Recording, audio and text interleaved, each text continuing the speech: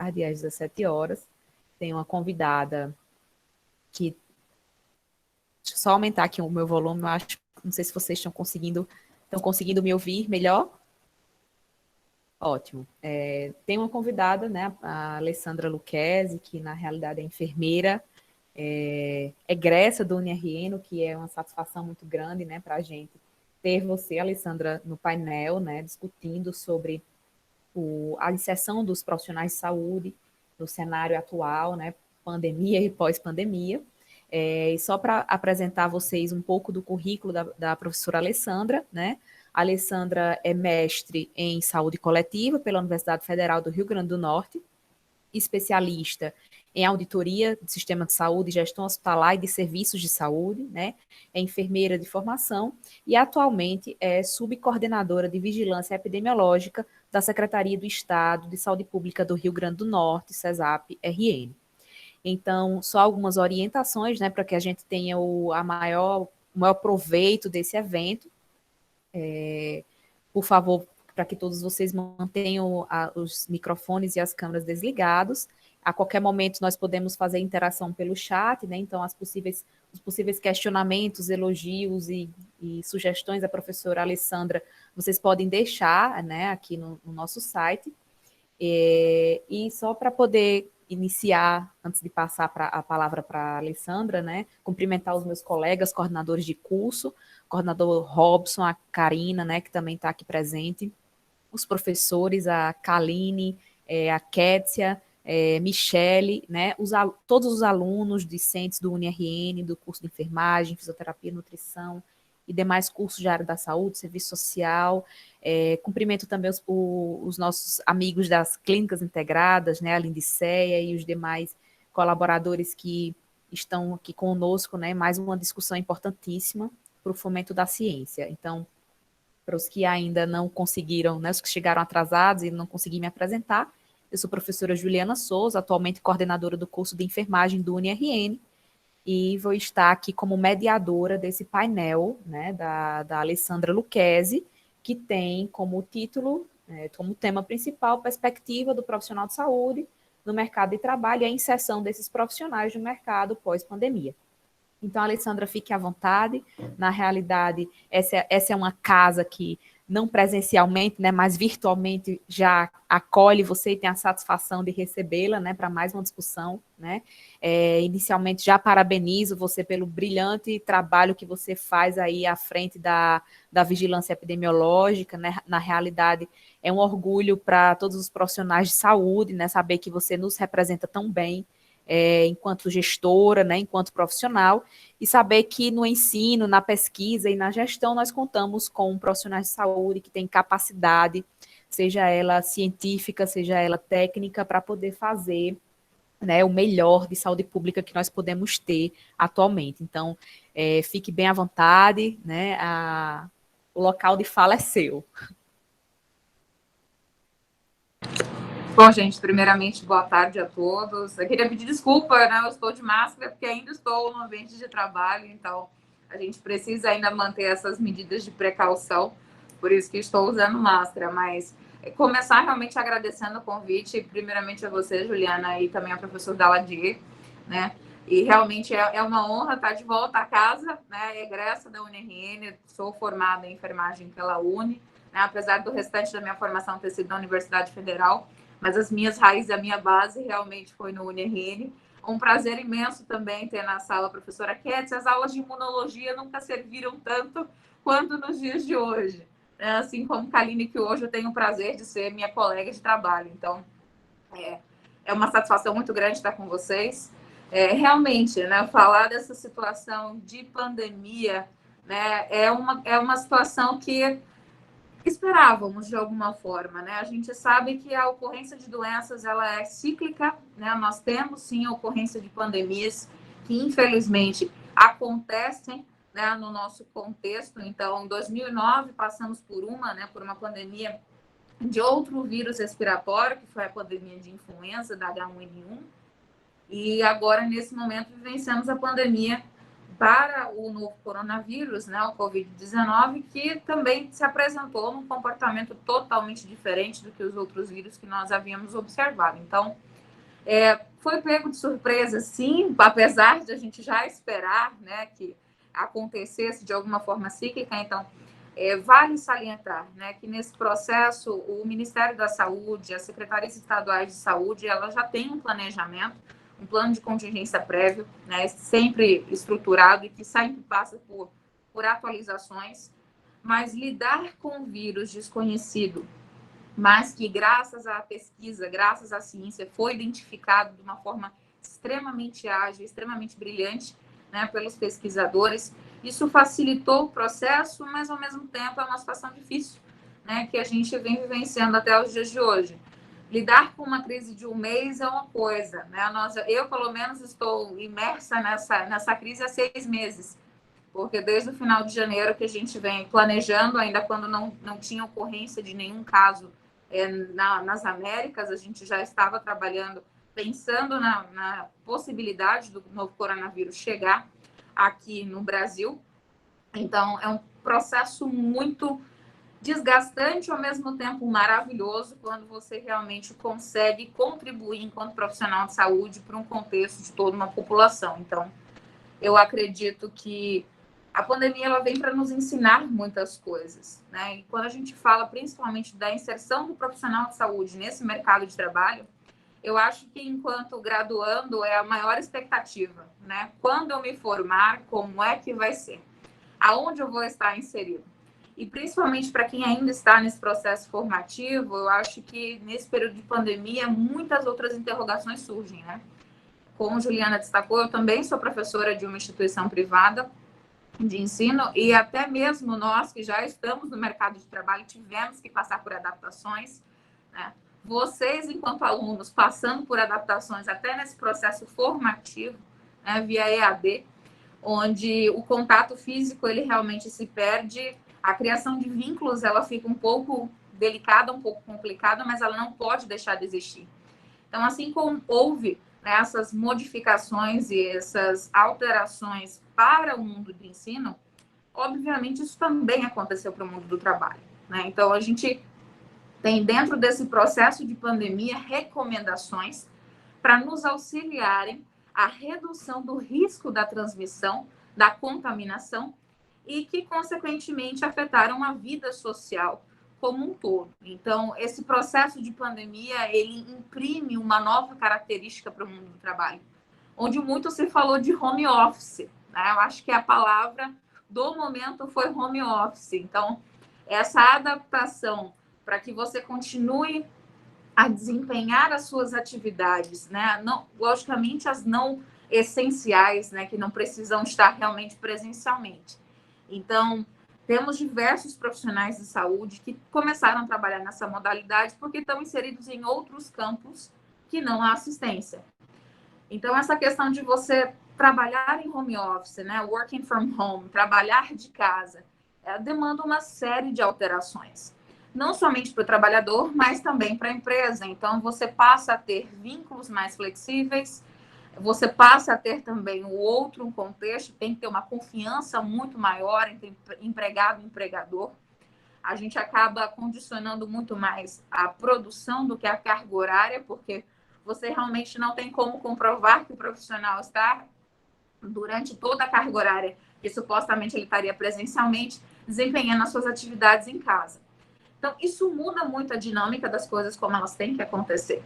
E para o trabalhador que está em casa, se adaptar a um novo ambiente, né, que normalmente era um ambiente que ele usava para descanso, para estar executando as suas atividades laborais com o mesmo desempenho, com o mesmo afinco, né, tentando não se distrair com tudo que acontece ao seu redor.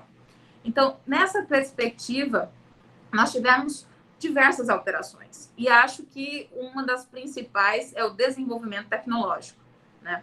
Essa fase, ela realmente nos mostrou que, se não tivéssemos a tecnologia, seria muito difícil conseguir com que as atividades elas permanecessem acontecendo sem que nós nos utilizássemos desses recursos. Então, também trouxe, né, essa alteração na forma de executar o trabalho. E aí vocês perguntam, mas como profissional de saúde se enquadra, né, nessas definições? Eu acho que é um dos pontos que normalmente pouco se fala quando nós ainda estamos nesse processo formativo.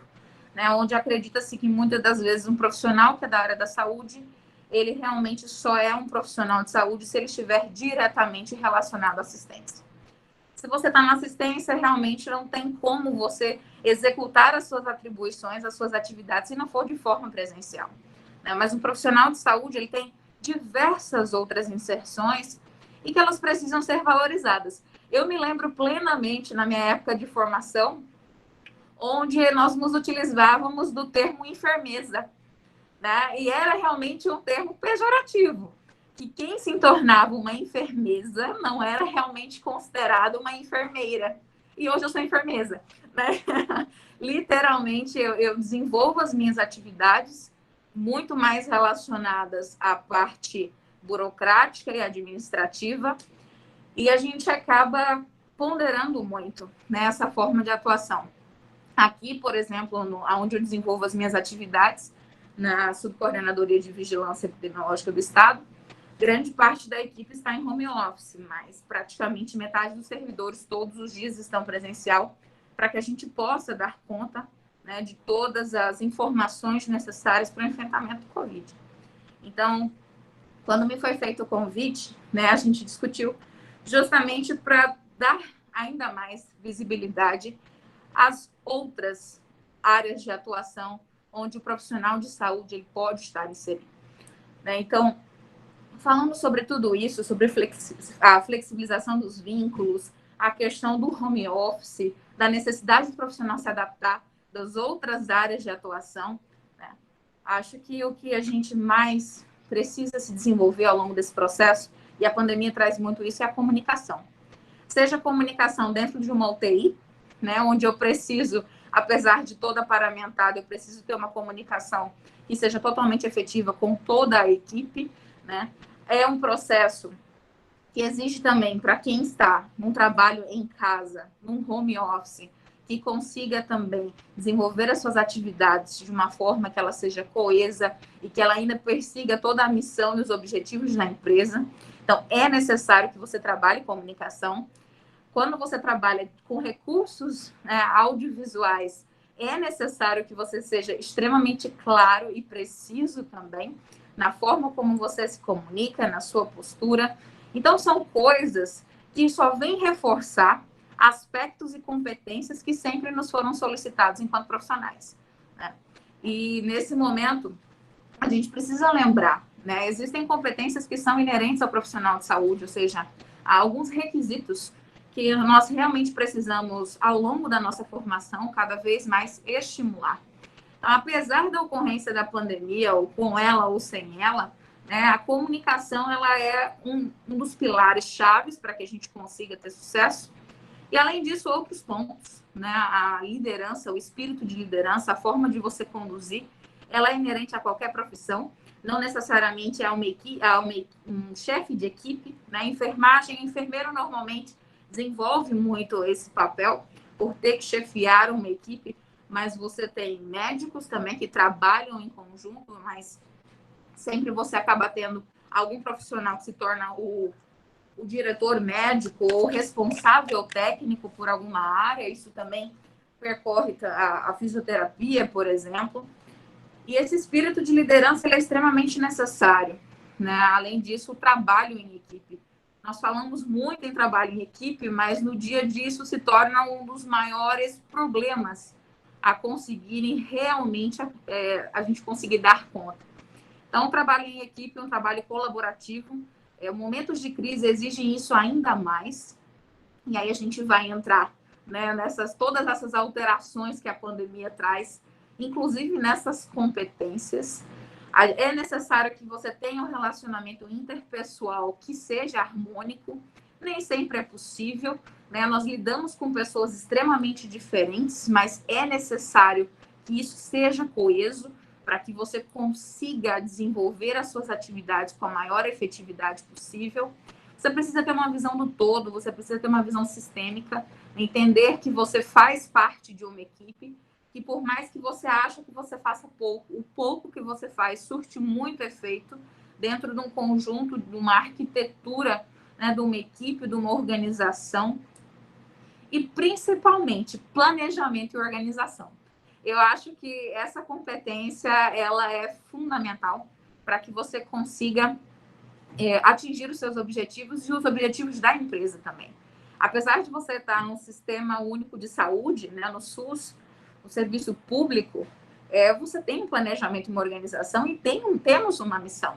E isso precisa ser ressaltado, porque muitas das vezes a gente percebe comportamentos diferentes do mesmo profissional. O profissional que trabalha na rede privada, ele age de um jeito, mas se esse mesmo profissional estiver trabalhando no serviço público, ele age de outra forma.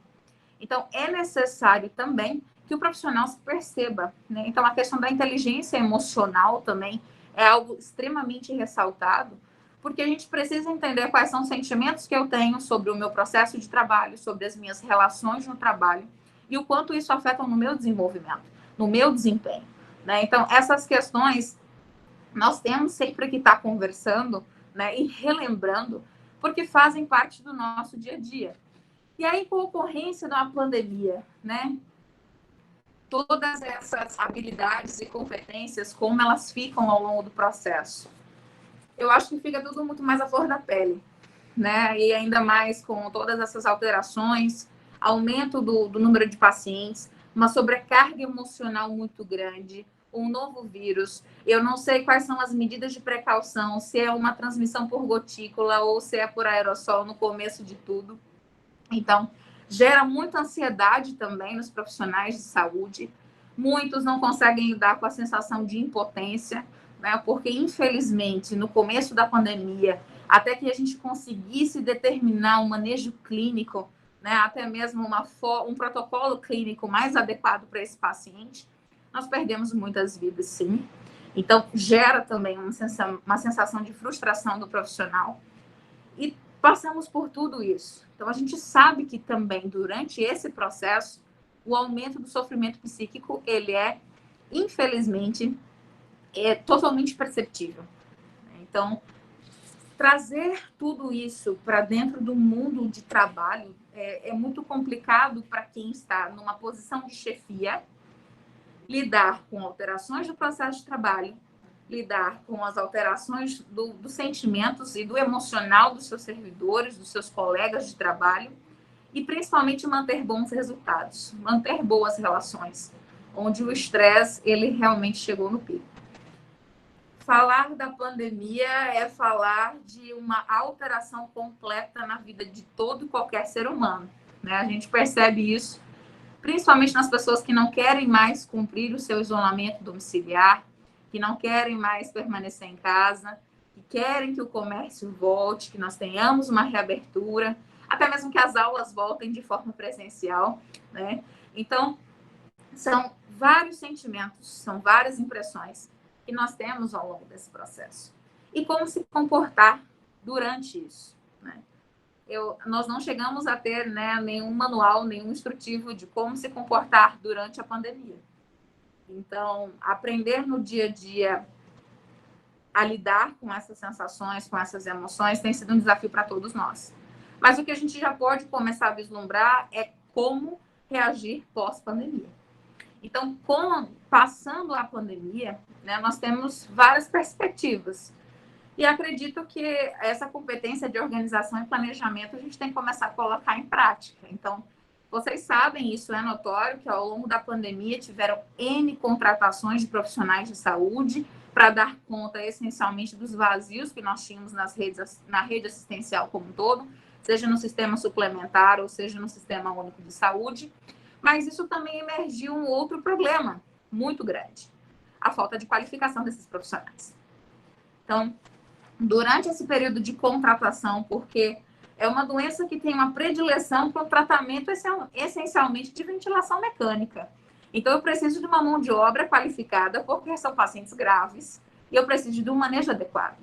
E aí, eu digo porque estou dentro da Secretaria Estadual de Saúde, a dificuldade, né, de nós termos já profissionais formados que tenham essa experiência profissional, que, logicamente, ela é pretendida, mas no momento desse de crise, né, infelizmente, às vezes a gente não consegue profissionais já com experiência profissional, pelo volume que precisa ser contratado. mas a gente precisa de minimamente profissionais que saiam da graduação com conhecimento técnico suficiente para prestar assistência e ser moldado para a execução das suas atividades. E, infelizmente, no dia a dia, isso se torna um problema, né? Eu trabalho com dados, eu trabalho com números, mas eles falam, eles nos contam uma história. Então, infelizmente, o despreparo profissional, eu posso afirmar isso sem problema algum, né? Causou, sim, em alguns momentos, dificuldades no manejo clínico. Isso impacta em toda uma rede de saúde, né? Não somente no desfecho do paciente, seja ele cura ou óbito, mas até mesmo no tempo de permanência desse paciente dentro de um leito de UTI, né? Qual é a agilidade que esse paciente ele teve o melhor desfecho e aí saiu no leito de UTI e foi para um leito clínico. Então, a atividade laboral do profissional de saúde ele impacta diretamente num produto que é a saúde. É diferente de um profissional que lida com confecção, né, de roupas. O produto final pode ser uma blusa que saia com uma costura um pouco torta e que ele consegue consertar de alguma forma, mas os nossos resultados, eles impactam diretamente na saúde, numa vida de um paciente. Então, o resultado em saúde, ele não é somente nesse desfecho clínico, mas também impacta na parte financeira, na parte orçamentária e principalmente na satisfação desse usuário. Então, quando nós falamos, né, desse trabalho em saúde, a gente precisa pensar em todo esse contexto. E, como eu falei, essa falta de qualificação foi um problema muito grande. Então, pós-pandemia, o que esperar pós-pandemia? Essa questão da qualificação, eu acho que é uma das primeiras que serão apontadas para dentro da formação do profissional de saúde. A gente foi uma classe muito requisitada durante esse período de crise. Com certeza seremos ainda. Com certeza seremos ainda muito requisitados, né, para esse período pós-pandemia. Existem algumas profissões, né, que por si só já estão em ascensão. A gente tem um envelhecimento da população que colabora muito também para essa mudança desse perfil. Então, ultimamente tem se falado muito em qualidade de vida, então você já pode esperar com certeza um incremento no mercado de trabalho para educadores físicos, para profissionais de nutrição. Com esse período de pandemia também, um grande aumento do sofrimento psíquico, com certeza pode resultar no aumento de procura por psicólogos, né, algo totalmente factível. A questão da biomedicina também vem sendo muito explorada por conta de pesquisas e exames de diagnóstico, né, o que pode ser feito.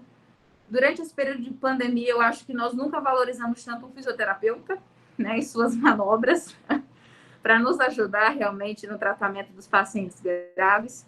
E, obviamente, né, a grande maioria dos profissionais de saúde que acabam estando na assistência são médicos e enfermeiros, né, que continuam com grande destaque no mercado de trabalho. Mas entender esse mercado também vale a pena ressaltar os campos de atuação. Como eu falei, muito se fala da assistência. A gente busca muito, assim que se forma, essa inserção no campo assistencial. E como eu falei para vocês, na minha época era muito ruim você ir para a parte da mesa, né, para a parte burocrática, para a parte administrativa, né? Mas a entender que com o passar do tempo isso se alterou, ainda bem, né? E nós temos hoje uma grande área de atuação também, que é a parte de gestão. Então, para além da assistência, um profissional de saúde tem uma total inserção na parte de gestão, na parte de pesquisa e ensino. É uma das coisas também que a gente vem, ainda bem, né, percebendo a necessidade, apesar de não termos tantos incentivos assim para ensino e pesquisa no nosso país, como em outros, por exemplo, mas são áreas de atuação extremamente carentes ainda, né, de pesquisadores realmente e de educadores, e a gente sabe quanto isso faz a diferença para profissionais de saúde que estão formados, para a saúde da população em si. Então, o fomento ao ensino e à pesquisa, ele é primordial para que a gente consiga ter melhores resultados daqui para frente. Profissionais de saúde também podem atuar com consultoria, e a gente percebe realmente uma carência muito grande nesse apoio técnico, né? Não somente para secretarias municipais de saúde, que é mais a minha realidade, mas também para diversas empresas.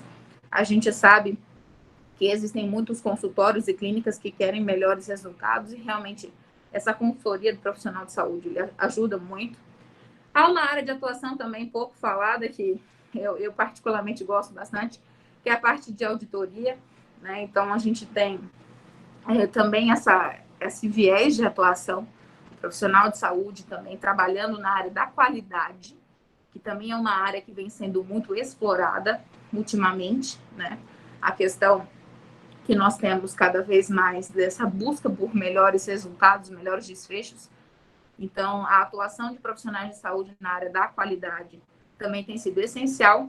E uma outra que normalmente profissionais de saúde enveredam menos, mas eu sinceramente gostaria muito de ver muito mais profissionais trabalhando nessa área, na área da tecnologia, né? Eu acho que é um dos grandes desafios que nós temos hoje, a tecnologia em saúde.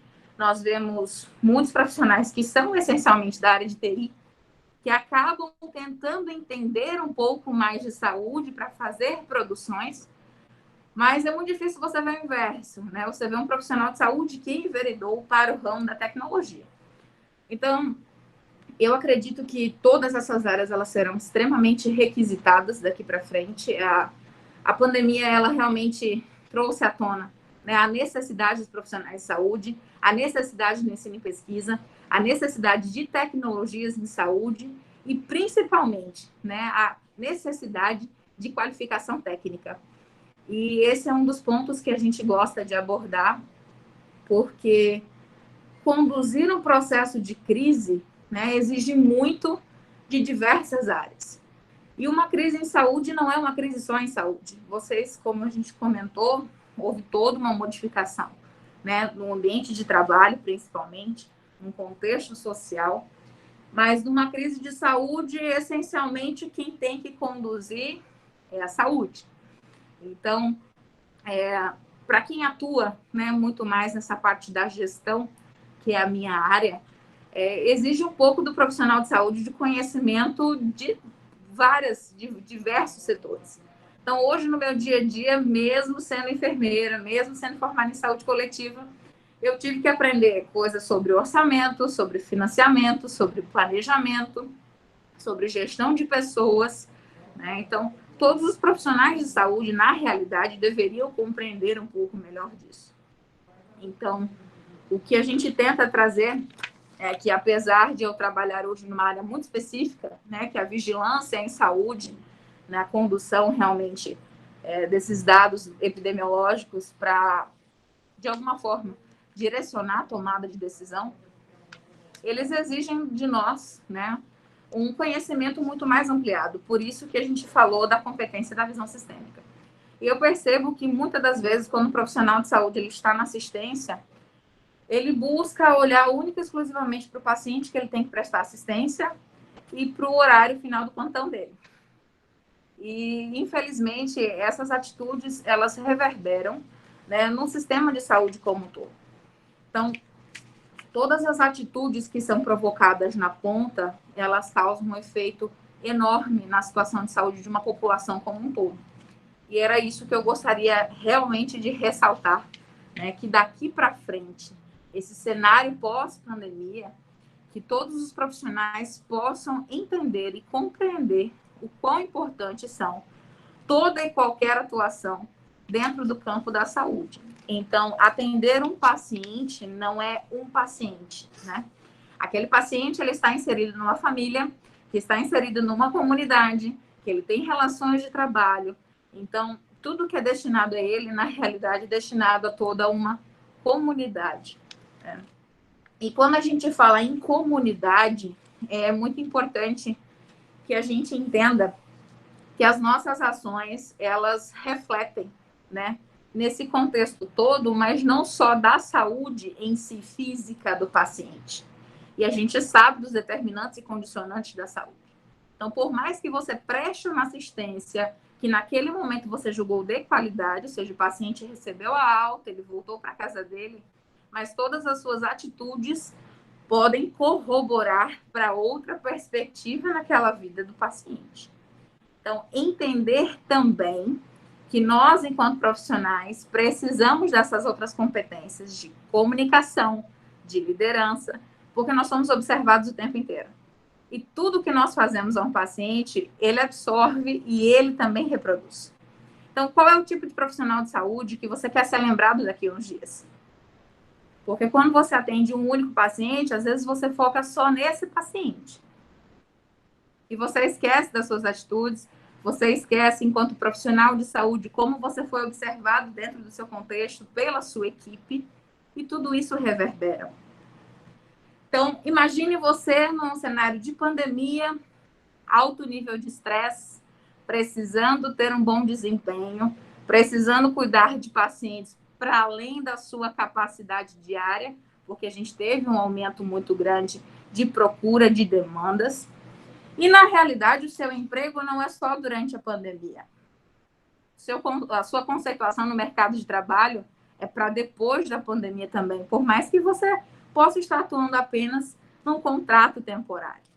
Então, isso eu converso muito com os nossos colegas de trabalho e é algo que pode acontecer com vocês. Não nessa pandemia, mas em outras talvez, né? Ou outras epidemias.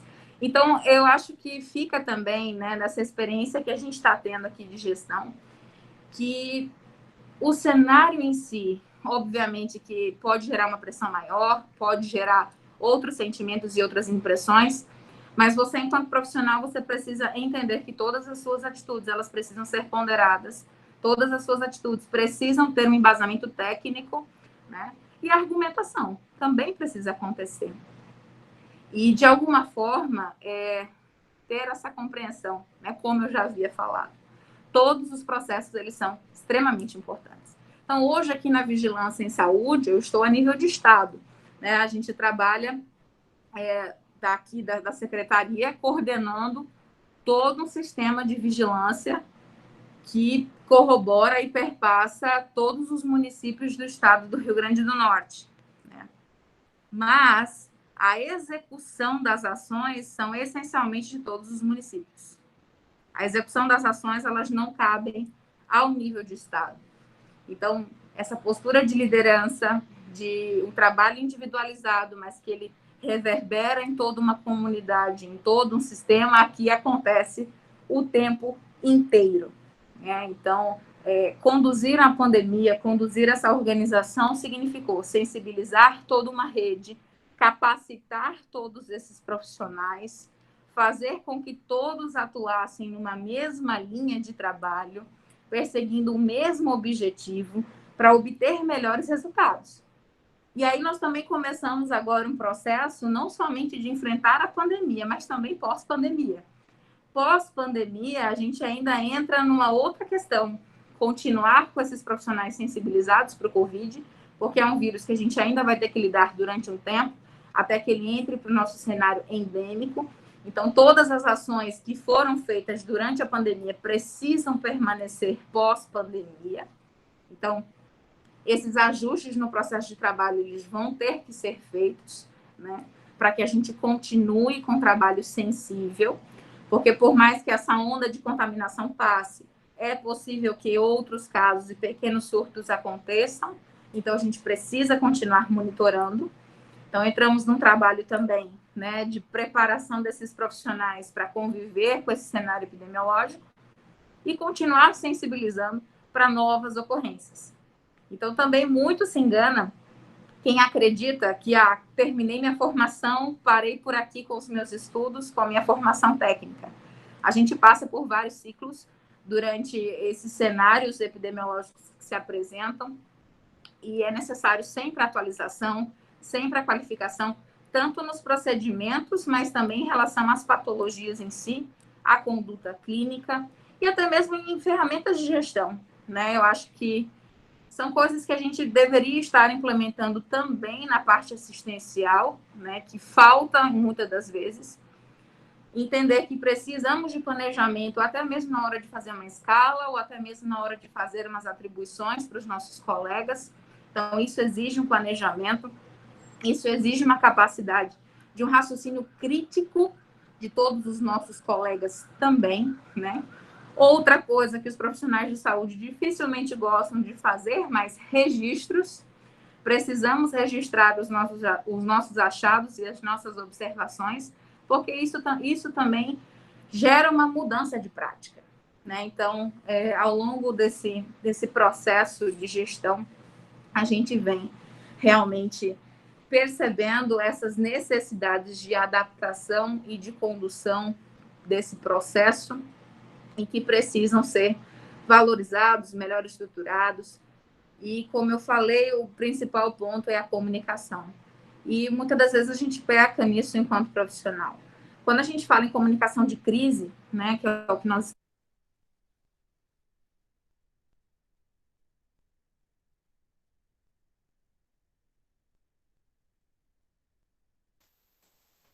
Pessoal, eu acredito que a professora Alessandra caiu aqui um pouco na conexão. Eu vou entrar em contato com ela para tentar retornar aqui a chamada dela, tá? Espero só um minutinho de vocês, só um pouquinho da atenção de vocês aqui para a gente poder entrar em contato com ela e inseri-la de novo na sala.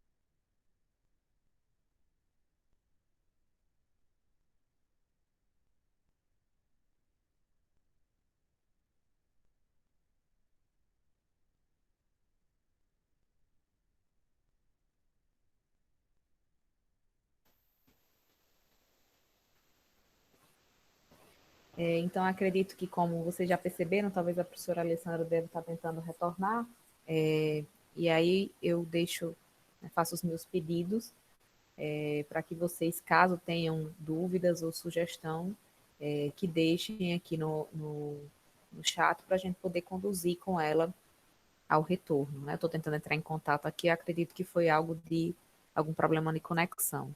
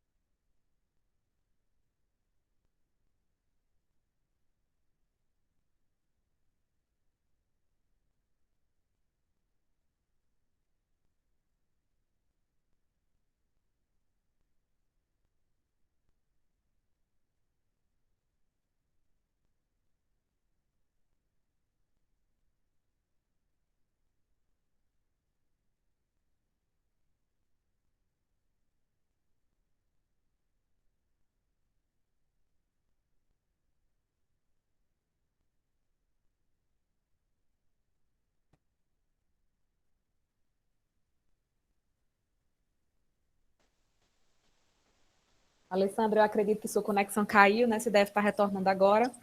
Mas aí pode ficar à vontade. Estou falando a respeito da comunicação de crise, né? Por uma foi agora, por exemplo, né? Então, nós temos que realmente buscar uma adaptação muito grande dos profissionais de saúde, como eu via falando também, essa inteligência emocional, buscar trabalhar isso da melhor forma, para que a gente consiga também ter um diálogo muito amplo com a equipe sobre quais são os aspectos que são conhecidos, coisas que nós podemos trabalhar, quais são os aspectos de dificuldade que precisam ser melhorados e aqueles que nós também desconhecemos, mas diante das dificuldades, o que estamos buscando para resolver, né? E acredito que pós-pandemia, esses aspectos eles precisam ser ressaltados, porque no dia a dia, muitas das vezes, nós acreditamos que a conduta clínica ela está sendo a melhor possível, ou até mesmo que a minha rotina enquanto profissional de saúde é essa, como está posta, né? E eu não busco novas formas de fazer ou novos resultados, e isso pode se tornar um problema.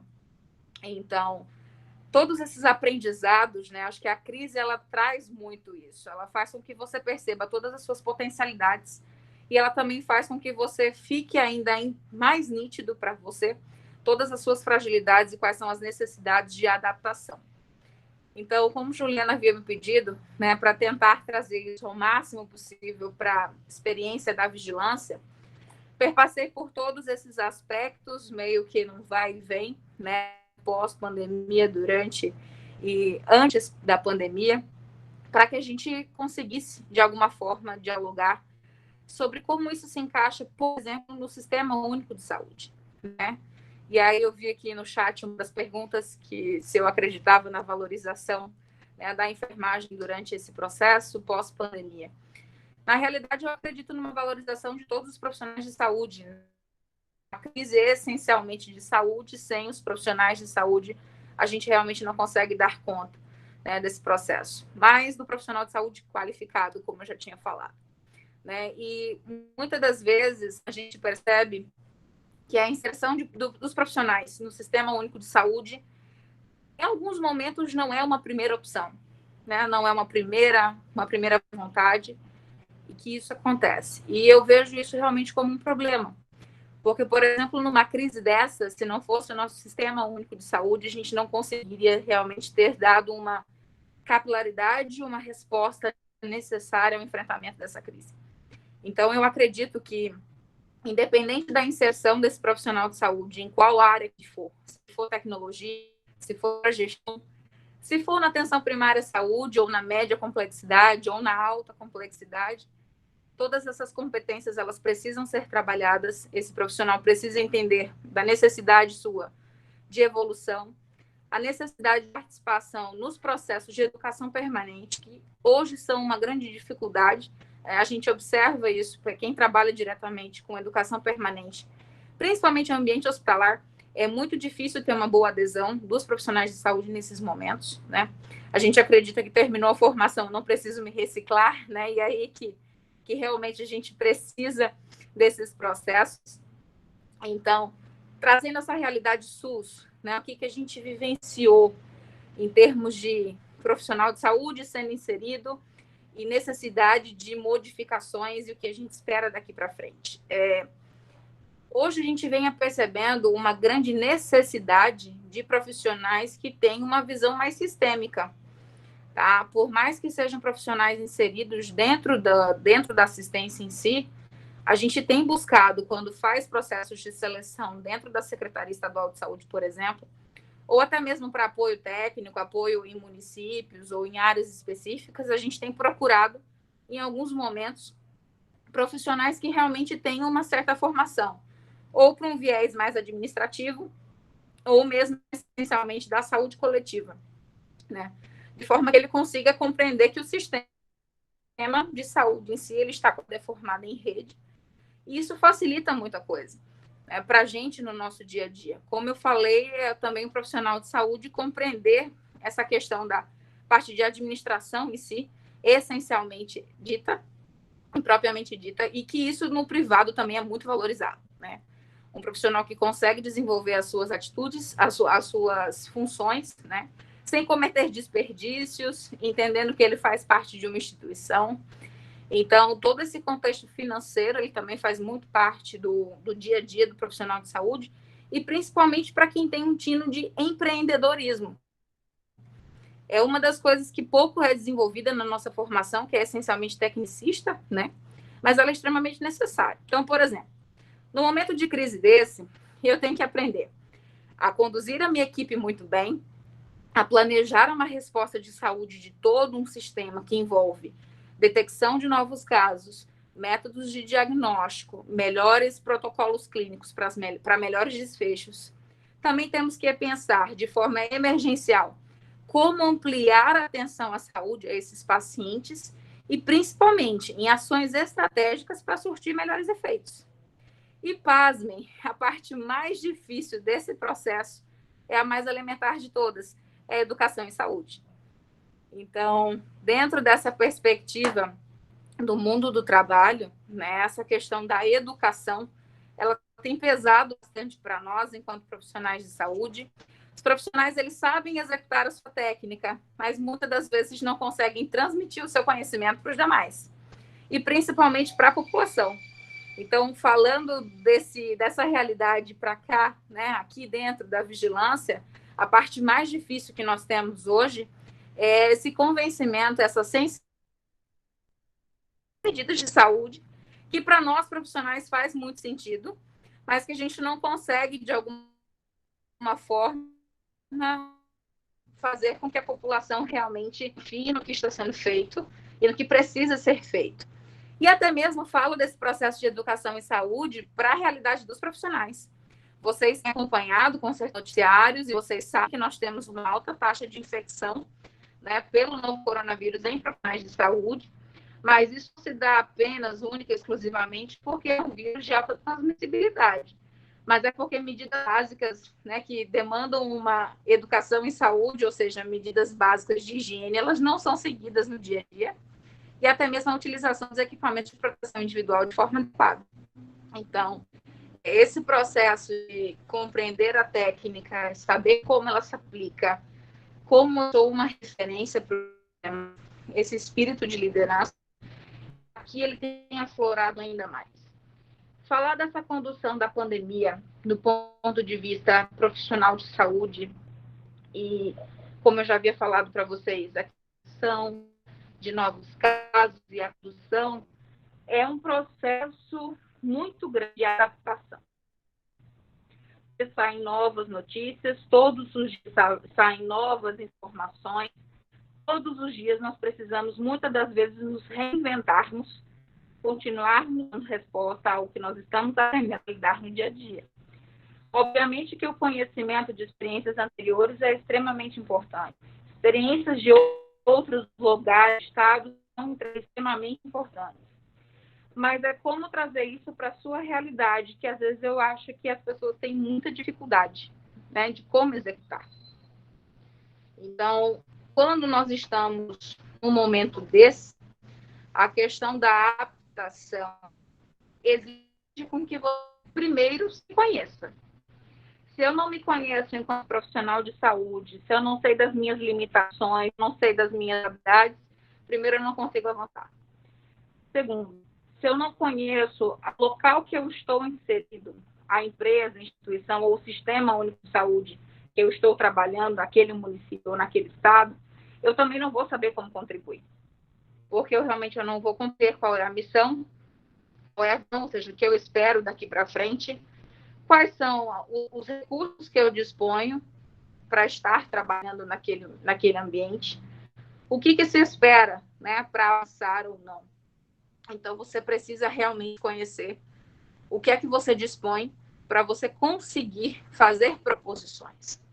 E no dia a dia da gestão, isso é muito normal, né? A gente ter que fazer planejamento, ter que fazer essa análise de como estava, o que eu busco, aonde eu quero chegar, como é que a gente consegue alcançar novos resultados, melhores resultados. Só que na assistência a gente sente essa fragilidade, essa avaliação. Como eu falei, a gente acostuma no dia a dia a cuidar de apenas um paciente, se preocupar com o desfecho unicamente daquele paciente e esquece do todo. Esquece dos registros, né? Por isso que eu falei, registrar é muito importante. Não sei se vocês vão até mesmo acreditar na minha fala, mas eu tenho acompanhado diariamente todos os óbitos, então eu leio o nome de todos os pacientes que foram óbitos, porque eu estou diretamente ajudando a equipe nesse processo. É triste falar, mas eu aprendo muito com cada óbito, né? Aqui da vigilância, a gente tenta, de alguma forma, investigar todos os óbitos que foram descartados Covid, que ainda não tem essa confirmação para a gente tentar definir qual foi a causa básica, se foi outro vírus respiratório, ou se foi, de repente, a conduta clínica, enfim. Então, nesse processo, a gente aprende muito. E a gente aprende muito com os profissionais da ponta, com cada registro em cada prontuário, para que, de alguma forma, a gente consiga planejar dentro das políticas públicas, né, medidas que alterem aquela realidade para que outras pessoas não venham a óbito. Por isso que eu falei que o trabalho de cada um é extremamente importante. Então, cada registro, né, em prontuário, ele pode representar uma alteração de uma conduta, de um protocolo, né, não somente num determinado hospital, mas no estado como um todo, e que preveja melhores resultados. Então, o profissional que tiver daqui para frente esse olhar sistêmico, né, que pense no todo, na melhoria dos processos, na melhoria da qualidade da assistência, ou até mesmo que isso impacta diretamente no financeiro também. Com certeza, esse tipo de profissional é o que tem mais bem absorvido pelo mercado. E quando o sistema de saúde estiver em crise, né, que normalmente a gente faz essas contratações mais emergenciais, vai ser o profissional mais requisitado. E entender que, infelizmente, daqui para frente, o que nos espera são esses ciclos, né, que eles se repitam, infelizmente, né? De novos vírus, de novas infecções. E isso, como eu falei, demanda uma certa adaptação muito grande do profissional e principalmente do sistema de gestão. Então, ter um profissional que ele está sempre, né, disposto a melhorar, a contribuir para o local de trabalho, isso são diferenciais e poucos são percebidos, né, no seu dia a dia. E, como eu falei, durante essa questão toda da gestão, né, aqui da vigilância, a gente tenta olhar não somente para os números, às vezes as pessoas acabam dizendo que a gente conta casos, né? Mas não são apenas casos, né? São vidas que a gente está lidando todos os dias e trabalhar de alguma forma para que outras sejam poupadas. Mas a gente aprende com as experiências anteriores, né? Então, como eu falei, essa percepção, a necessidade de observação sobre os seus atos e alteração de cenários futuros é o que determina uma maior qualidade no seu profissional, maior qualidade nos seus atos e principalmente nos desfechos que você vai estar alcançando.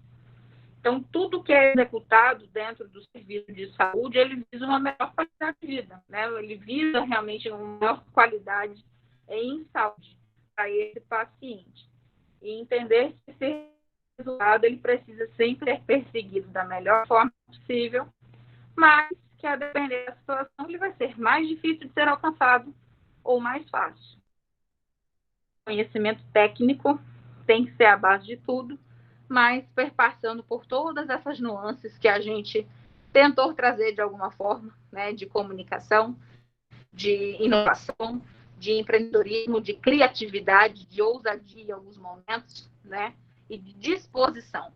Esse profissional de saúde, né, que vai estar se inserindo nesse mercado de trabalho, ou até mesmo nós, né, que estamos nele, mas que vamos precisar estar atentos daqui para frente, é como contribuir para a melhoria. Eu acho que fica mesmo realmente esse aprendizado de período de pandemia, é da sua capacidade de adaptação, de contribuição para a melhoria dos resultados. Se a gente tiver profissionais de saúde que vêm realmente nesse processo todo, com essa visão sistêmica, a gente com certeza tem profissionais muito mais qualificados e que vão conseguir se inserir em qualquer tipo de serviço de uma forma muito mais fácil. Porque os desafios só crescem, a saúde ele só cresce.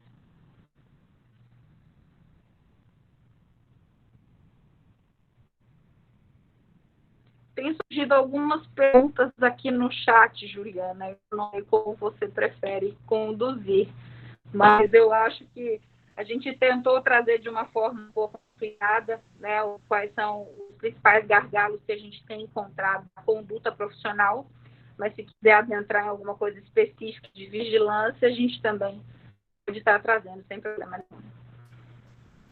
Alessandra, você fique à vontade, né, na realidade, na condução das perguntas, mas aqui vou fazer uma síntese, né, do que foi discutido, e aí, de repente, a gente traz uma discussão até mais ampla mesmo, do ponto de vista, né, do que foi perguntado aqui no chat, né, mas antes eu gostaria de registrar a presença da nossa pró-reitora acadêmica, professora Cristina, desde o início da sua fala já estava aqui presente, né, professora Cristina, os nossos agradecimentos por sua participação. Eu não tinha visto no momento que ela entrou, né, eu já tinha, na realidade, encerrado minha fala, mas agradeço muito, na realidade, a professora Cristina é uma grande incentivadora, né, e que acreditou muito nesse simpósio e faz com que ele aconteça. Então, assim, na realidade, Alessandra, eu acho que a gente pode fazer um apanhado geral que entra dentro dessas discussões do que foi perguntado aqui no chat. A sua fala, na realidade, eu coloquei aqui 3 pontos que são fundamentais da minha perspectiva, né, na minha visão mesmo, enquanto profissional de saúde, né, e educadora.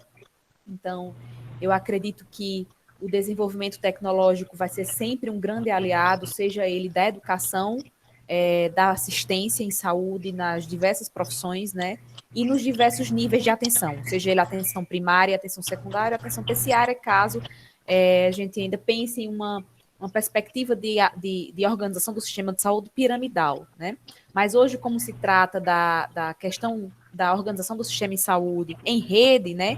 Que se fortalecem as redes de atenção à saúde, e aí eu acredito que talvez seja essa pergunta que já tem feito aqui, né? Na realidade, a valorização da atenção primária à saúde, né? Da atenção básica nesse momento pós-pandemia. Então, acredito que nessa perspectiva da organização do sistema em saúde em rede, talvez você entre nesse questionamento que já vem aqui falando um pouco sobre a educação em saúde, que deixa, uma outra pergunta, né, da Bárbara, né, o processo de educação em saúde será, de alguma forma, mais facilitado pós-pandemia? E eu acredito que também tem um impacto, né, na rede de atenção à saúde, que aí você pode, talvez, falar de uma forma com mais propriedade, né? E aí tem uma outra fala aqui, né? Muitos parabéns da sua fala aqui da Lindicéia, da Thaís também, que registra os parabéns da sua explanação, né? E aí eu deixo você à vontade para poder responder esses questionamentos do seu ponto de vista. Quando a gente fala bastante em sistema único de saúde, as pessoas acreditam que seja única e exclusivamente a estrutura de uma unidade de saúde ou dos hospitais de referência, né? A gente percebe de uma forma muito fragmentada essa visão do Sistema Único de Saúde. E só vou começar a falar desse princípio para que a gente possa passar para os demais. Então, o momento de pandemia também trouxe uma valorização dos demais setores, né, que compõem o Sistema Único de Saúde. Então, a nossa capacidade de produção laboratorial foi uma das coisas que tem mais sido realmente valorizado durante esse processo. Então, todos os profissionais que trabalham nessa área de diagnóstico também tem tido um destaque muito grande. E a gente realmente precisa desse suporte laboratorial para conduzir as nossas ações. Para além disso, né, a vigilância sanitária também totalmente conduzindo o processo de abertura de novos leitos, né, de todos os parâmetros necessários para produção de serviços e de produtos ao longo desse processo. Então, também os profissionais que desejam enveredar aí por essa área da fiscalização também ajudam bastante esse contexto todo. Todas essas ações de vigilância em saúde, né, que compreendem a minha parte, por exemplo, epidemiologia, que é a detecção dos casos, monitoramento, rastreamento desses casos, para que a gente consiga, de alguma forma, entender quantos casos estão acontecendo, qual é o agravo, né, são agravos de interesse de vigilância em saúde, para que a gente possa fazer essa proposição de condução da rede em si, né, e também de planejamento em saúde, pensando somente na mortalidade, mas também na mortalidade.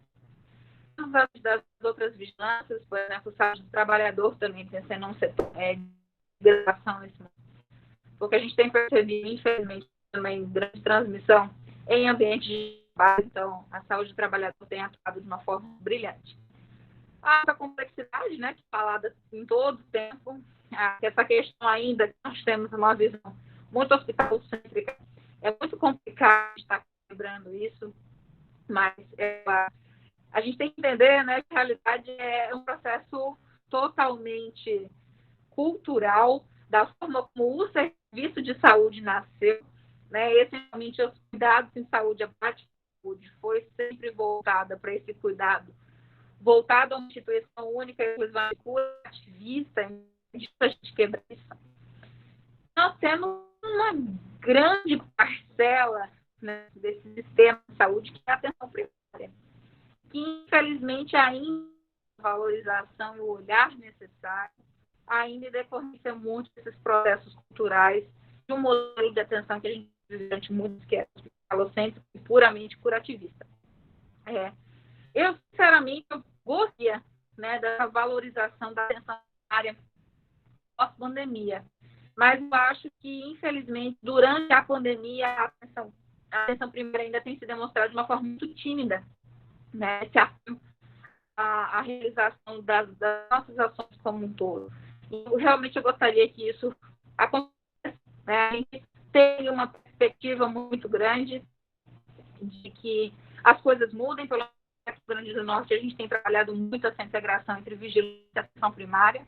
A gente sabe que é onde as coisas acontecem no território, né? Esse território a gente entende que é um espaço que é visível, que é um espaço uma dinâmica única, então ele precisa ser muito trabalhado.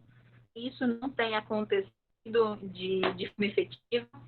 A gente também tem alguns processos muito relacionados à condução de uma estrutura de gestão que, infelizmente, a nível federal não tem se demonstrado nesse processo de valorização da atenção primária, mesmo a gente sabendo que ela é responsável, né, pela resolução de grande parte dos problemas de saúde, e que ela vai ser extremamente fundamental daqui para frente para a gente consiga realmente bater o coronavírus.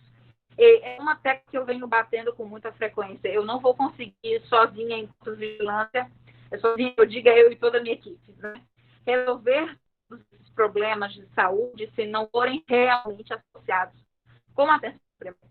E na atenção primária é onde a gente tem a maior parte dessa promoção à saúde, né? Pouco se fala. Se for muito em prevenção, eu acho que as pessoas falam muito na vacina do novo coronavírus, né? É uma busca desenfreada por medidas de prevenção e as medidas de promoção elas são esquecidas, né? E isso é um grande problema. Então, buscar realmente essa valorização da educação, medidas de promoção à saúde, a gente precisaria ter isso cada vez mais estimulado e estruturado para dentro dos serviços. E isso não tem acontecido de uma forma efetiva. Então, eu não sei se esse processo vai ser mais facilitado, mas que, com certeza, ele será muito mais mencionado e trabalhado. Outro problema que a gente tem, que, infelizmente, não consegue ser resolvido em sua maioria, e o grande gargalo são essas perspectivas de educação e saúde, por exemplo, são as herbicoses. Eu acho que todos nós sabemos das recomendações de prevenção de cólera salteado, mas no dia a dia as nossas ações, muitas das vezes, elas não dizem essas ações, né? Com essas recomendações. E acredito que talvez, né, até nós, enquanto professores, precisamos ter um olhar mais direcionado a esses aspectos também, né? De falar mais de proteção à saúde, de como incentivar isso, de como fazer com que a criatividade seja para novas estratégias de sensibilização da comunidade para a ação em saúde. Então, a ação primária, daqui para frente, ela vai ser extremamente necessária. Por quê? Né? Quando a gente fala em coronavírus, por exemplo, é uma das doenças que pode acontecer, mas a gente tem inúmeras doenças que podem, né, se apresentar no cenário epidemiológico, a gente já tem circulação por aqui. Então, por daqui, a maior preocupação vai ser com rastreamento de contatos. Eu tenho um paciente que está doente hoje de coronavírus em casa. A gente precisa investir esse caso, seja ele confirmado. Quem normalmente sabe quem está adoecendo em determinado bairro, determinado território, é hoje comunitário de saúde, né? Ele fica sabendo mais facilmente desse caso. Então, cabe a ele fazer essa articulação para uma equipe multiprofissional para atender esse paciente. Paciente com comorbidade, gente, pelo amor de Deus, eu escuto muito, né? Os pacientes com comorbidade estão indo a óbito pelo coronavírus. Basta ser diabético ou hipertenso, mas não é essa, o cenário. Lógico, são fatores de risco, mas quando estão descompensados.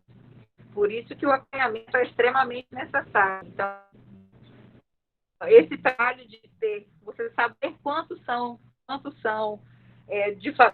pessoas no seu território têm fatores de risco, né? Esse acompanhamento do agente comunitário de saúde que detecta melhor esse caso, vai acompanhar esse paciente, que vai perceber os primeiros sintomas de gravidade dele, de agravamento do quadro clínico, vão facilitar muito o seu processo de condução pela linha de cuidado necessária e mais indicada, para que a gente não tenha um paciente já chegando muito agravado, por exemplo, nas unidades de pronto atendimento, e, infelizmente, né, não tendo um desfecho, porque demoraram demais para chegar ao serviço de saúde que tivesse uma complexidade um pouco maior.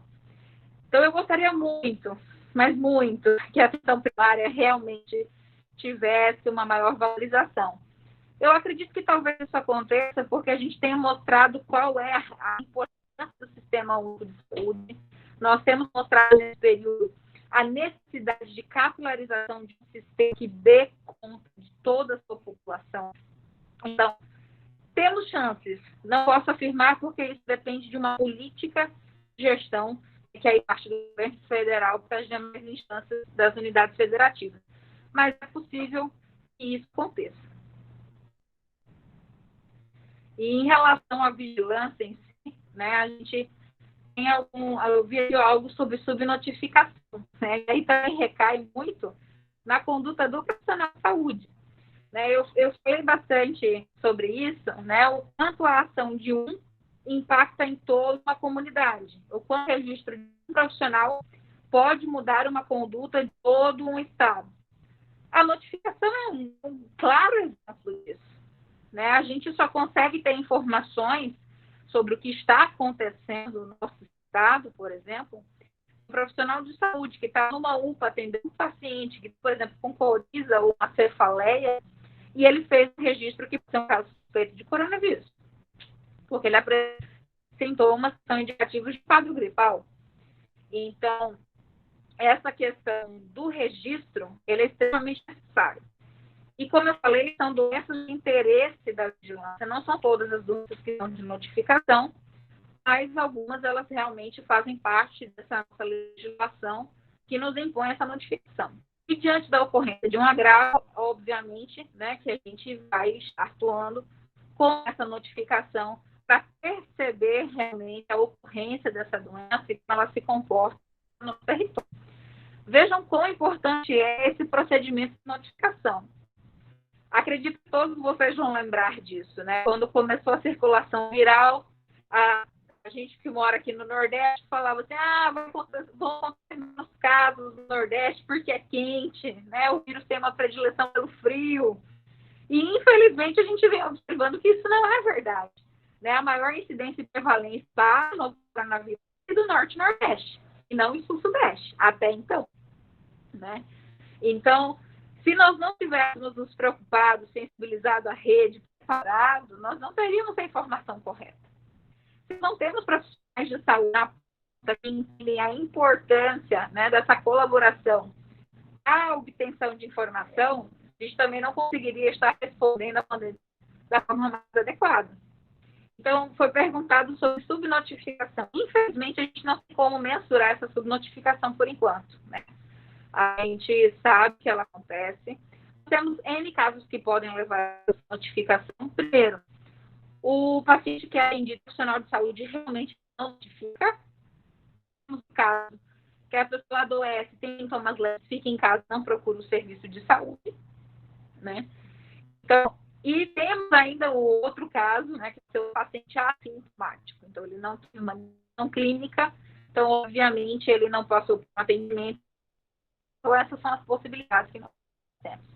A gente consegue ter uma estimativa um pouco melhor realizando o que a gente chama de inquérito sorológico, né? Um inquérito de soroprevalência. Então, nós estamos viabilizando isso no estado. É apenas uma análise para saber quantos pacientes já entraram em contato com o novo coronavírus e já desenvolveram os seus anticorpos, né? Por já terem entrado em contato. A partir disso, a gente consegue mais ou menos, né, representativa, fazer algumas inferências a respeito do estado como um todo, para a gente ter uma noção de quantas pessoas possivelmente já entraram em contato com o vírus que ainda não foram notificadas. Mas se a gente for detalhar esse mundo todo da vigilância e de como o sistema único, uma semana falando sobre, né? Mas entender realmente que tudo está articulado, que tudo tem uma ligação, eu acho que muitos profissionais de saúde pecam no seu dia a dia em relação à produção da informação, porque também não se interessam pelo retorno dela. Não conseguem entender o que a sua ficha de notificação preenchida durante um plantão pode gerar para um planejamento de saúde ou para uma resposta, né, a um determinado agravo. Então, para quem se interessar, né, a gente realmente faz os boletins epidemiológicos a partir de toda e qualquer notificação que é feita no serviço de saúde.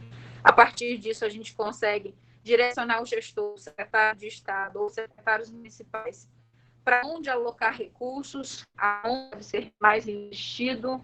A gente consegue apontar também, enquanto vigilância, para os hospitais qual uma alta taxa de mortalidade naquela unidade, se é necessária a revisão dos protocolos clínicos ou necessidade de revisão de algum ponto em específico. Os eles mostram muita coisa. Por isso que as aulas de bioestatística são tão importantes, né? Além disso, também para quem trabalha no serviço público, como eu já havia falado, para serviço privado, para buscar melhores resultados, inclusive financeiros. Então, todos nós somos responsáveis por tudo que acontece no serviço como um todo. A gente estava, no começo da pandemia, passando por problemas muito sérios de abastecimento de alimento. E, infelizmente, a gente teve casos icônicos de profissionais que, infelizmente, pegavam 3 ou 4 máscaras N95 para casa como suposta garantia para o próximo plantão, mas acabavam deixando outros colegas sem a oportunidade de utilizar o CPI, ou por manejo inadequado, que gerava um grande desperdício. Então, como eu falei, né, tempos de pandemia nos ensinam muito a respeito de condutas que nós temos que ter sendo corrigidas o tempo inteiro, durante todo um período, todo um processo, né, de vida profissional, não somente em momentos específicos. A respeito de vigilância, a gente tem, como eu falei para vocês, todo esse sistema voltado em rede, né? Mas a principal rede ou linha de cuidado que a gente tem que ter, acho que a mais primordial de todas, né, é a nossa saúde mental, tá? Eu acho que fica realmente, é necessário que a gente fale disso e reforce, porque por mais que a gente tenha o melhor planejamento possível, por mais que a gente tenha a melhor compreensão possível do sistema de saúde, por mais que eu tenha disposição, por mais que eu queira a ação do processo, a gente também não percebeu os nossos limites enquanto profissional, fica muito difícil a gente colaborar. Então, desse processo estressante que se torna, muitas das vezes, trabalhar dentro, por exemplo, de uma UTI, a gente buscar um equilíbrio junto com a equipe, um equilíbrio pessoal também nos ajuda muito na nossa conduta profissional. Eu acho que foi algumas coisas que eu fui vendo aqui no site que eu tentei resumir de alguma forma para poder explicar para vocês.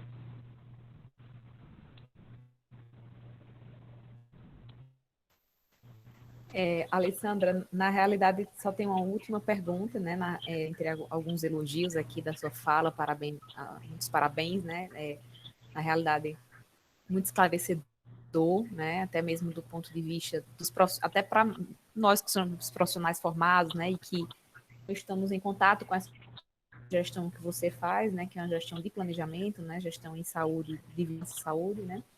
E a Mariana, ela fez uma pergunta em relação aos próximos processos, né, de pandemia e como se preparar, né, para enfrentar esses novos cenários que vão vir, novas pandemias que possivelmente aparecerão.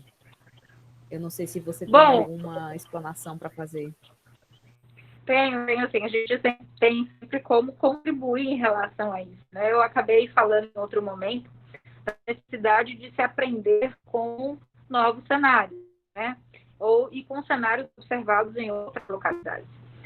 Então, toda experiência que a gente vive, com certeza, ela serve para planejamentos futuros, né? Então, o que a gente chama dessas respostas rápidas constituem planos de contingência, né? Então, são planos de resposta que demandam um planejamento específico, né, e que precisam, muitas das vezes, de uma resposta mais ágil. Então, em relação a outras pandemias, com certeza vão acontecer, isso faz parte da humanidade, a gente vem observando isso. Né? Vírus com alto poder de transmissão são os que realmente causam esses efeitos. A gente tem, por exemplo, uma preocupação muito grande, né, com o vírus do Ebola, né? Então, lá, por mais que a gente ainda não tenha o nosso cenário, por exemplo, nós já temos um plano de contingência pronto para o Ebola. Então, esses planejamentos que são cíclicos, por mais que não façam parte do nosso cenário, a gente tem que pensar no possível ocorrência e como responder a eles, né? Agora, vírus respiratórios é uma das coisas que mais são comuns no nosso dia a dia, infelizmente. Então, é possível sim a ocorrência de pandemias de outros vírus respiratórios. As pandemias, elas acabam gerando um maior impacto na população porque é uma comoção mundial, né? A gente acaba vendo, infelizmente, grandes números, né, que são apresentados no novo sociedade, não somente nos profissionais, mas na população como um todo. Mas essa preocupação, ela também tem que ser com as epidemias, né? São situações que acontecem de forma local e que às vezes acabam sendo tão drásticas quanto. Então, assim, é lógico que não tem nem como a gente comparar o número expressivo de óbitos que nós estamos tendo agora, que são muito mais de 1.300 óbitos para o novo coronavírus, já aqui no estado do Rio Grande do Norte, comparar com outros agravos. Porém, se a gente for comparar em termos de taxa de letalidade, ou seja, quantas pessoas que foram a óbito em razão de todas as pessoas que foram infectadas. Nós temos outros vírus que são muito mais agressivos, né? Então, nós temos até taxas de mortalidade muito mais expressivas para outros vírus respiratórios que já fazem parte do nosso cenário endêmico. Então, nós temos que ter uma preocupação não somente com as pandemias, mas também com as epidemias, né? Ou com surtos. E o que a gente pode fazer no futuro, né? Como eu falei, todas as experiências que nós passamos, elas ficam realmente como um produto para que a gente se adapte a novas respostas. Então, por mais que seja um vírus novo, existem procedimentos que não mudam, né? Já são coisas que fazem parte da rotina. A gente só tem que realmente intensificá-las ao longo desse processo, né? E uma das coisas que é mais difícil é você tentar entender a história natural de uma doença que ainda não está determinada para que você consiga intervir de uma melhor forma. Então, em alguns momentos, quando você ainda não sabe muito sobre a doença, existem coisas que você vai testando até que você tenha bons resultados.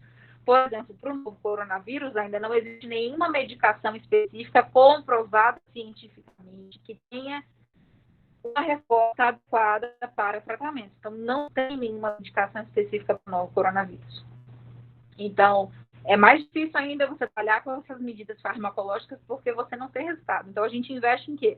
No que a gente sabe que nos ajuda a redução da cadeia de transmissão, que é o distanciamento social, que é o isolamento.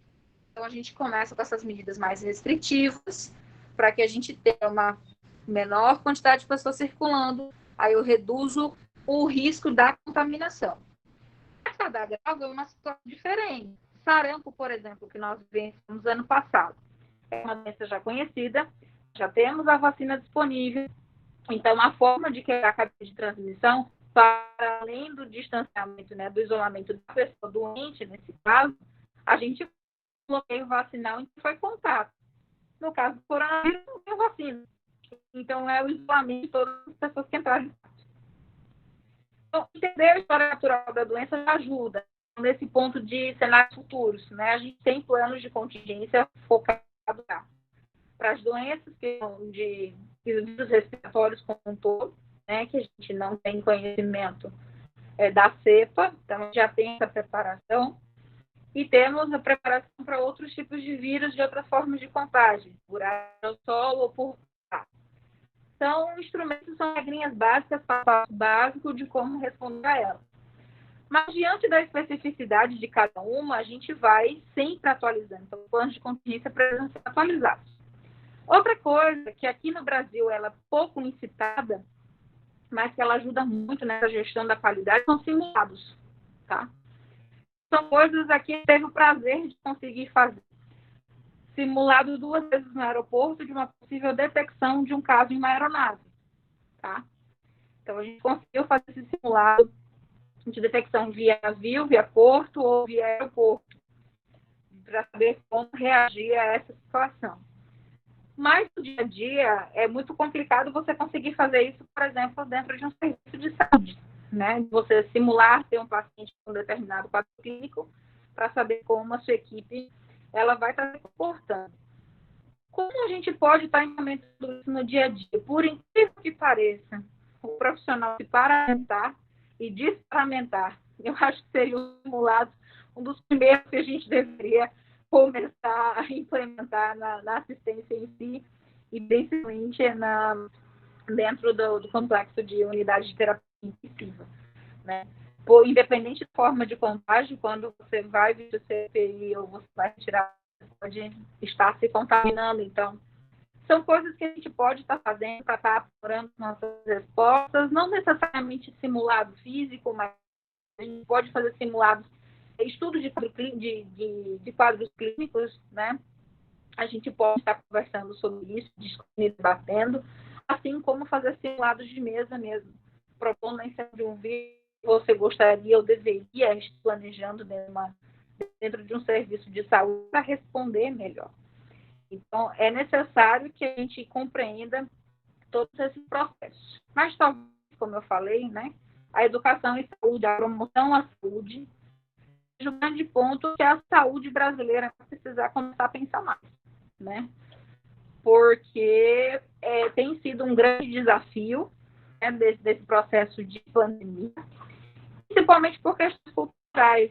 Eu acho que foi o país que teve mais dificuldade de realmente realizar o distanciamento social, e muitos estados que a gente teve decretado lockdown foi um lockdown apenas de papel.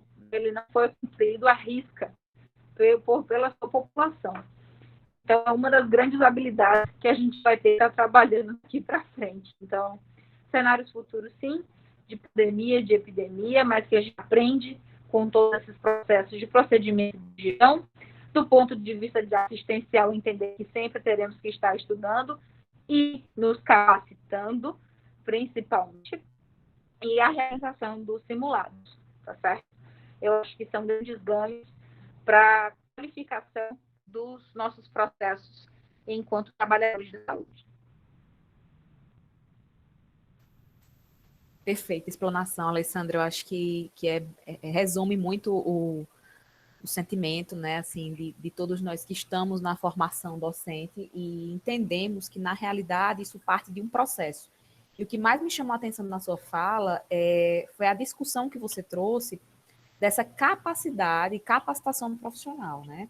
Que é algo que é desenvolvido. Eu, particularmente, acredito no desenvolvimento de capacidades e habilidades, né? Que vem desde a formação acadêmica do aluno. Então, eu acredito que o mercado de trabalho, né, em uma situação pós-pandêmica, que você bem frisa na sua fala, que essa pós-pandemia ela vem sendo modificada e em alguns momentos isso pode aparecer, né, de uma outra forma, em um formato de epidemia, como a da sífilis, por exemplo, sífilis congênita, né? E aí requer do profissional talvez um preparo, um conhecimento ampliado, né? E aí diz respeito à busca de capacitação, né? E até mesmo da apropriação de conhecimentos que são discutidos dentro da formação acadêmica ainda durante a graduação, que em alguns momentos eram negligenciados, né? Porque na realidade a gente ainda precisa refletir sobre essa formação acadêmica, que não seja só e somente só tecnicista, né? Que seja ampliada ao desenvolvimento de habilidades e competências do aluno, para que ele saiba, né, lidar em situações que muitas vezes não estão no script, né? Como uma pandemia, como a Covid-19 que nós estamos vivendo, né, atualmente. E que é preciso se reinventar. Então, eu acredito que vai ser também um convite às instituições de ensino e graças a Deus a gente tem feito isso de uma forma muito tranquila, né, em um acompanhamento quase que diário, né, da Pró-Reitoria Acadêmica e de todos que fazem a instituição de ensino, para repensar esse desenvolvimento de habilidades e competências dos nossos alunos, né? Eu estou vendo aqui alguns alunos que são enfermeirandos do curso de enfermagem, inclusive, né? O Tiago, a Carol, que estão nesse processo de conclusão, né, da primeira etapa de formação, que é a formação acadêmica a nível de graduação, né? E eu acredito que a sua fala vem enriquecendo muito esse debate que nós já estamos trazendo em outros momentos, né? A necessidade realmente de ampliar o olhar, né? E aí o desenvolvimento de habilidades e competências que, em outro momento, pode ter sido negligenciado por um ou outra situação, né? Hoje pela manhã, por exemplo, nós tivemos uma palestra que falava exatamente da segurança do paciente e a inserção da tecnologia do cuidado, né? E aí a gente discutiu as diversas formas de interação do cuidado, né? E aí eu até fiz uma contribuição sobre as formas de cuidado que Merri traz, né? A tecnologia leve dura e a tecnologia dura.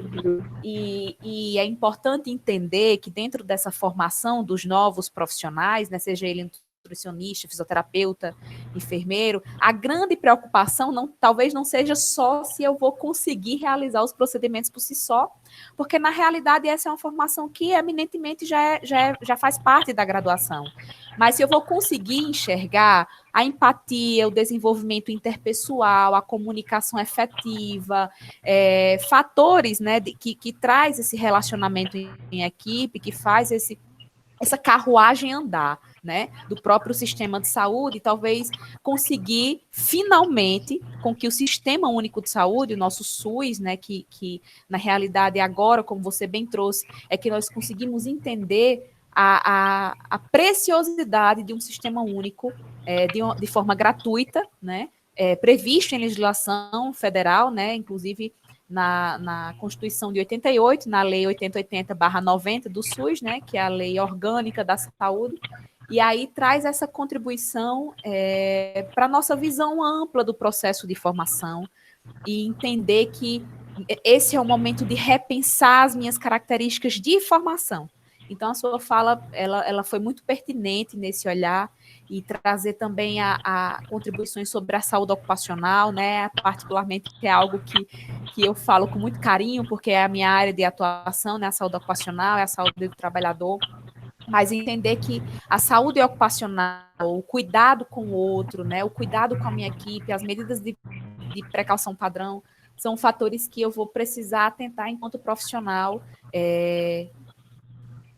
inserido nesse sistema, né? Então, ao meu ver, a sua fala foi, durante vários, né, momentos eu fiquei aqui fazendo análises do meu processo de formação, de como eu fui formada e de como eu repenso a minha formação a partir do que eu posso oferecer de melhor para novos enfermeiros que estão em formação, né? E aí acredito que isso acontece com outros cursos em formação acadêmica, como fisioterapia, nutrição, enfermagem, serviço social, né? E os demais cursos, sejam eles da área da saúde ou não, mas que impactam diretamente na assistência ao paciente. Então, Alessandra, os meus sinceros agradecimentos, assim, sua fala foi realmente muito enriquecedora, né? Foi uma discussão foi um presente muito grande, né? E aí, só destacando mais uma vez que a Alessandra, na realidade, é uma egressa do UniRN, né? Teve uma parte da sua formação acadêmica no curso de enfermagem do UniRN, e é uma satisfação, Alessandra, para nós, né, enquanto formadores, enquanto os alunos ouvindo e vendo o seu desempenho, a sua atuação na frente da vigilância epidemiológica do Estado, né, e o quanto isso tem impactado para a saúde do coletivo, não somente do indivíduo, mas desse indivíduo dentro de uma coletividade. Então, os meus sinceros agradecimentos, né, em nome da coordenação do curso de enfermagem, dos outros colaboradores e coordenações de cursos, alunos, pró-reitoria acadêmica, que eu acredito que também está aqui ainda presente, e passo para você fazer o encerramento da sua fala, né, e-mails aqui a muitos parabéns que você está recebendo, realmente é um deleite ouvir falar sobre o que você realmente se propõe.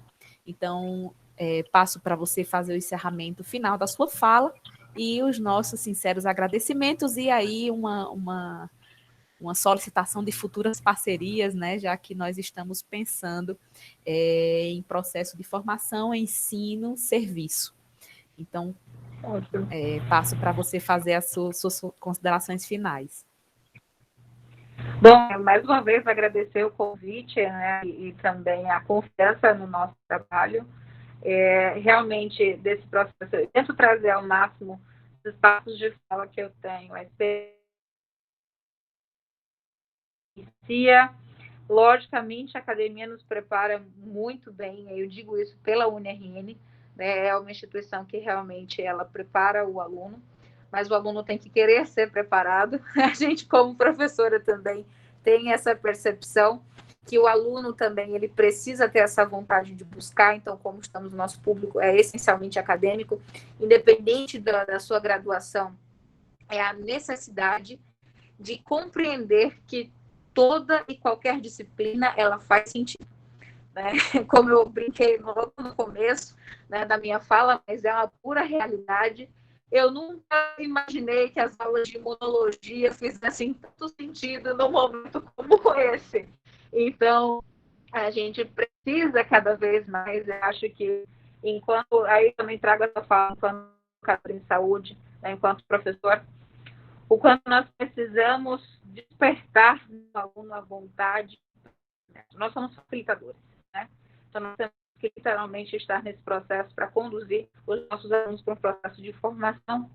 E a gente, com certeza, tem muito a contribuir para os nossos, né, novos profissionais de saúde que vão estar inseridos no mercado, mas principalmente que os novos profissionais eles nunca percam essa sede pela busca do conhecimento.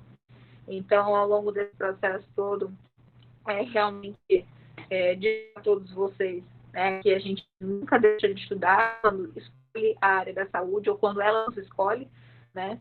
Então, precisamos sempre estar nesse processo cíclico de capacitação, de aprendizagem, de adaptação, trabalhando essas competências em que todos nós, seja fisioterapeuta, enfermeiro, psicólogo, nutricionista, temos habilidades de gestão, porque primeiro temos que gerenciar a nossa vida, gerenciar os pacientes, gerenciar a nossa equipe, gerenciar todo um contexto. Então, essas competências, né, a gente realmente, assim como você traz, que devem ser trabalhadas e que a gente adquire ao longo do tempo, eu tenho plena convicção disso, né? São coisas que nós precisamos cada vez mais buscar a desenvolver. Acho que todos nós estamos em constante aprendizado. Eu não sou a mesma enfermeira no começo do ano, e nem sou a mesma do ano. E a gente continua nesse processo de aprendizado, que ele tem que ser intenso, mas a gente tem que estar disposto nessas mudanças. E se a gente for falar da saúde em si, eu acho que é uma das áreas de formação que mais exige dos seus profissionais. Porque sempre surgem coisas novas. Sempre, às vezes, muda uma pequena nomenclatura, né? Até mesmo algumas descobertas científicas que são feitas diariamente, elas podem mudar completamente as nossas condutas.